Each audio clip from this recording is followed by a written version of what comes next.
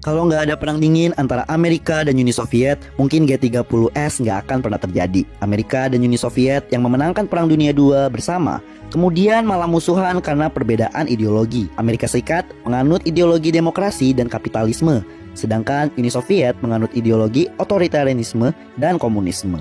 Bagi Amerika, komunisme itu berbahaya karena mengancam perdagangan bebas, pemilu bebas, dan kebebasan berekspresi serta individu yang diyakini Amerika. Untuk melawan ideologi komunisme, Amerika tentu tidak bisa begitu saja memerangi Uni Soviet. Makanya, kedua negara tidak pernah berperang secara langsung, tetapi saling bersaing dan dikenal sebagai perang dingin. Mereka saling berebut pengaruh di negara-negara dunia ketiga atau negara yang baru merdeka lewat dukungan militer, pendanaan, hingga operasi-operasi rahasia. Misalnya nih, di Korea yang terbelah menjadi dua faksi, Korea Utara yang komunis dan didukung Uni Soviet berperang melawan saudaranya di Korea Selatan yang didukung Amerika Serikat. Lalu bagaimana dengan Indonesia? Indonesia cukup unik karena kita dulu dapat dukungan baik dari Amerika maupun Uni Soviet. Kedua negara meminjamkan duit kepada Indonesia untuk membangun Stadion Gelora Bung Karno dan Jembatan Semanggi.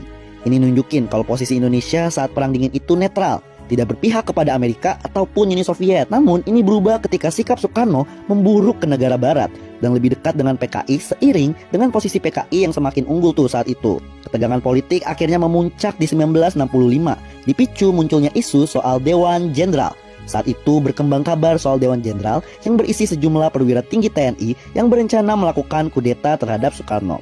Kabar soal Dewan Jenderal ini sebenarnya dipicu dari munculnya dokumen Gilchrist, sebuah dokumen dari Dubes Inggris di Indonesia, Andrew Gilchrist, yang berisi koordinasi antara Inggris dan Amerika untuk menggulingkan Soekarno dengan bantuan Our Local Army Friends.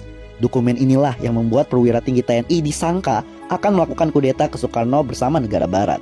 Tapi setelah dicek lebih detail, keautentikan surat tersebut ternyata tidak pernah diperiksa, dan dokumen Gilchrist diduga hoaks, dan penulis dokumen tersebut masih belum terungkap jelas.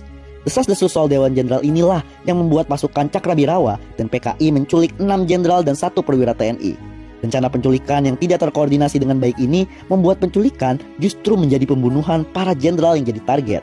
Pasca G30S, PKI dibubarkan dan pemerintah memberangus siapapun yang diduga terafiliasi dengan PKI atau komunisme. Amerika Serikat yang semakin keras melawan komunisme ikut membantu pemerintah dalam menghapus komunisme dari bumi Indonesia. Selama 65 hingga 66, ada 3 juta korban pembunuhan terhadap orang yang diduga terafiliasi dengan PKI. Penindasan dan diskriminasi pun masih berlangsung hingga beberapa tahun setelahnya. Komunisme akhirnya menjadi tabu di Indonesia. Amerika mengalahkan komunisme dan menangkan pengaruh di Indonesia. Gimana menurut kamu? Coba komen di bawah ya.